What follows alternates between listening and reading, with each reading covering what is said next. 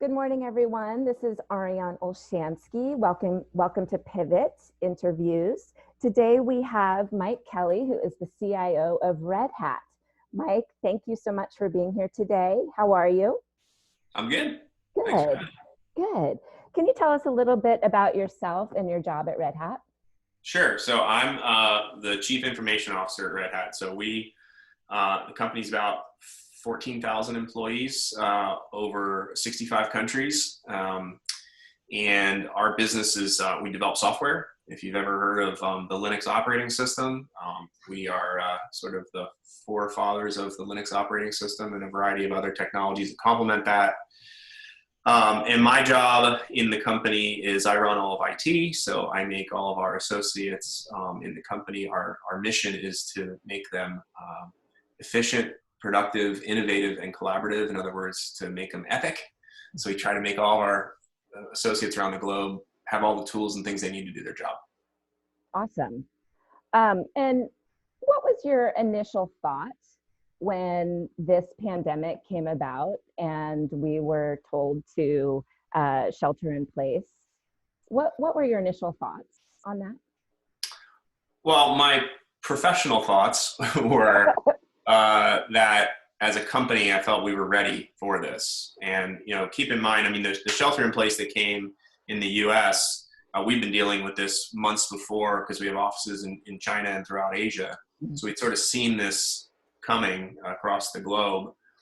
And so when we had to put folks in shelter in place in our offices in Asia and close them down, I mean, what we really relied on was, and this is maybe something not everybody knows, but any publicly traded large company has what's called a business continuity plan. And that's a plan for, I mean, obviously no one can predict the exact events that are going to happen, but in the event of a crisis, what is the plan to keep the business running?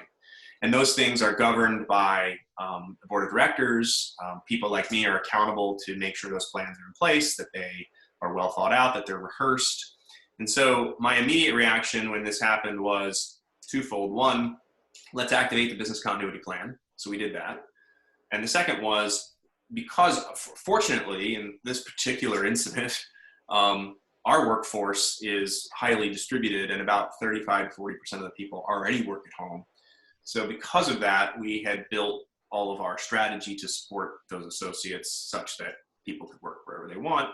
And so we only had to do some minor tweaking to make the tech work. Certainly, as I've spoken to others that have my job in other companies, they're not anywhere near that position. But those two things, and we attempted to communicate as clearly as possible and as consistently as possible. Doing a lot of talks like this. Mm-hmm. And that's been the activity that's happened so far. Okay, so you mentioned when you first started responding to that, I'll tell you my professional way I responded. How about your personal reflection? Well, my personal way is, believe it or not, I'm actually a remote worker. So, which is great because a lot of people in my role are not. But for me, given it was so important to the strategy of our company, that for me to experience it just gives you a different perspective. So I've been working at home, and I'm fortunate enough to have a space in my house that I can work from home. I have enough bandwidth, all of those types of things. But when I learned that my kids were going to be at home and that I was also going to not only have to do the job that I'm doing, but also help them with their schoolwork much more so than I have before, deal with keeping them on a schedule and trying to balance there is no balance with work and life right now. It is completely blurred. And so personally, I just had to sort of take stock of that. And just, again, I'm a person that benefits from boundaries. I set them for myself constantly. I certainly like to adjust them as I need to, but I just created a new set of boundaries for myself and attempted to offer some boundaries to my children. That is easier said than done. Mm-hmm. But that was my reaction. Just and I think where the work-life thing bleeds through is that we put like a little kindness jar in our kitchen with a notepad where you could write a note about how we're being nice to each other, and that transfers for me into my professional life, because it's easy to get aggravated, be testy, be short fused at this time, but like, you know, others first. And if you take that mindset, I think it really will help you have a sense of peace and calm in what you do every day. Because if you don't, you know, you're just going to get wound up in things you can't control anyway. So that's sort of how things have bled together. But it's been interesting. I love that idea of the kindness jar and writing a note. I might have to steal that and do that at home. Well, unfortunately, there's a lot of room in our jar at the moment, like it's not overflowing. Yeah. But the opportunity is there. Right. So, you know. That's good. We're I won't tell you of all the family members who has the most votes. Yes, I don't want to know. Want to know. Yes. I can guess, I'm sure. So what are the biggest challenges you're facing right now today, this being the last day of our third week in official quarantine? What are the biggest challenges that you're facing in your company right now? Well, I mean, we as a company are doing well in terms of having everybody be able to work. We also, you know, don't rely on going into factories and, you know, doing those kinds of jobs. So I think the biggest thing for us is just helping our customers and figure out what the impact is to them. That obviously has a cascading effect into, you know, what we do. So that's probably the biggest thing. And I will say, just keeping everybody together while we have the tools and technology to do it, if you're not mindful of it, and if you don't really double down on it right now and almost amplify it, people will begin to feel isolated. So one of the biggest questions that we had on our all-employee call was, can we use our technology like Zoom or BlueJeans or Google Chat or whatever so we can have virtual team happy hours? And can we use it to contact our families? And the answer is absolutely 100%. And, you know, when you give the innovation to the individual, really cool things start to happen. Mm-hmm. And it's been great to see. I mean, I got invited to a happy hour today at 1 o'clock Pacific, because people are in Europe. So I don't know if I'll attend that or not. But, again, boundaries are blurred. Right. So.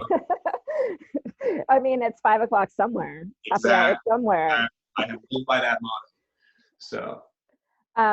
Well, you sort of touched on it a little bit, but my next question is, what sort of silver linings or insights have you gained from this experience? Yeah, well, you know, everyone takes and processes these things a little bit differently. So, you know, somebody might listen to this and, you know, be not feeling that great about what's happening. Other people, you know, may be overly optimistic. And I don't want to take this out of context, but I've as long as I can remember my whole life, I've had this attitude of never waste a good crisis. So what do you mean by that? What can you do? I mean, you have a choice right now. You know, we have a fight or flight mechanism, right? Yeah. So for me, it's take this time to really reset on what's important to you. What are your values?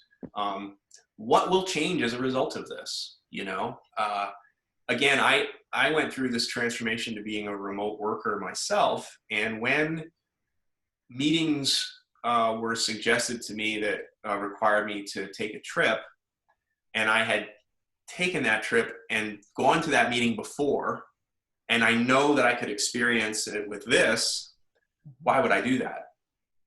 So I hope people will change their behavior. I mean, I can tell you, and you know this, I mean, I'm an avid mountain biker, and I've been thankfully being able to get out for my essential activities with proper physical distance to other people.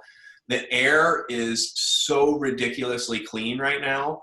I went outside last night and looked up at the sky, and I saw stars in my backyard I haven't seen in, I don't think, ever. And there are benefits to all of this that I don't think anybody would have foreseen. So let's not waste this moment of worrying about how we're going to get our lives back to normal let's worry about how we're going to get our lives back to being better than they would have been otherwise. Now, I say that, knowing full well that some people really just, hey, I need to get back to the way things were. My point is just, that's fine, but don't lose the opportunity to think about how you can do it differently. Yeah, I love that. Don't waste a good crisis. Yeah. I might have put good in there, but don't waste a crisis. Yeah, exactly. Let me see, coming up on my last questions here.